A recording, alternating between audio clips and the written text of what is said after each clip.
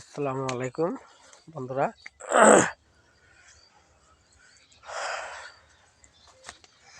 আজকে যে এই বছর মোটামুটি বাঁধাকপির বাজারটা ভালোই গেল।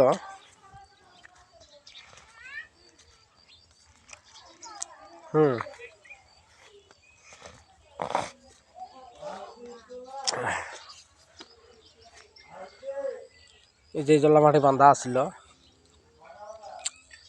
জলা মাটি তো ভালোই টুকটাক বেশি বাজার চলতে আছে।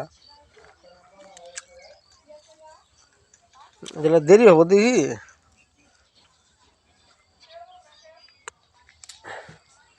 কটা পুরো মূলা মাইনে কেড়ে থছিলাম,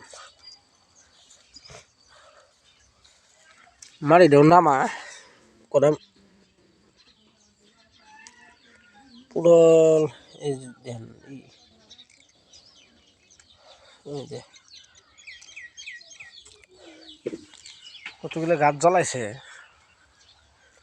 কতগুলো আমার জ্বলাইনি। এই দেখেন ঝিঙ্গা জ্বলা বাড়াইছে।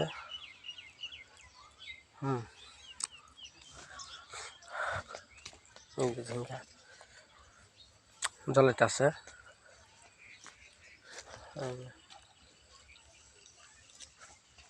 চিন্তা কি দেখলাম যে অত জাংলা করি, মানে জাংলা সবজিটা কি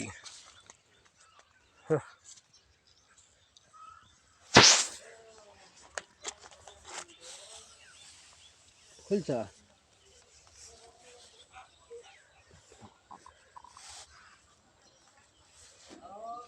আসো রইতে মতো আসো।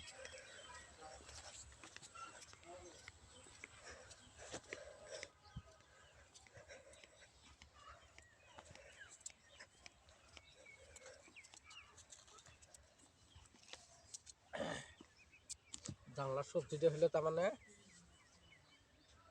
যদি যখন কাটো তখন বেচো। হ্যাঁ, যখন কাটা লাগে তখন বেচা লাগে। সকালের কাম তো ওইটা, বাসি হইলে মালটা বেশি জুত হয় না, বেচা না। একলার পক্ষে অত একটা সম্ভব না।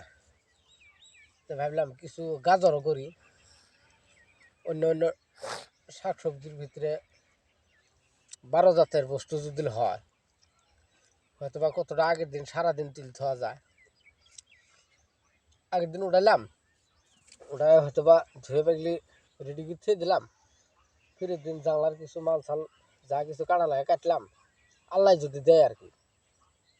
সব মিলে একসাথে নিয়ে গাড়ি দিয়ে মার্কেটে গেলাম, বাস কোনো টেনশন থাকলো না। আর সব যদি জাংলা করি তাহলে তো কাটতেই 12 বাজে।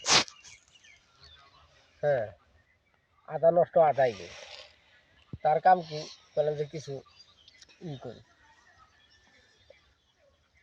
অল্প আল্লা মাটি, মানে গাজর ফুল ওই হিসেবে এই যে ক্ষেতটা দেওয়া, এইখানে মাটি গাজর দেওয়ার জন্য সিদ্ধান্ত নিছি। হ্যাঁ, তাতে করে আমার সিদ্ধান্তটা সঠিক নেওয়া সঠিক।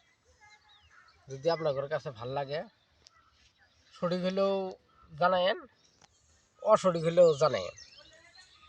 হ্যাঁ, এই যে গাজর গুড়ি ভিজিয়ে থছিলাম, 1 বছর গাজর বুনছিলাম, গাজর সেই সুন্দর জ্বলা ছিল, কিন্তু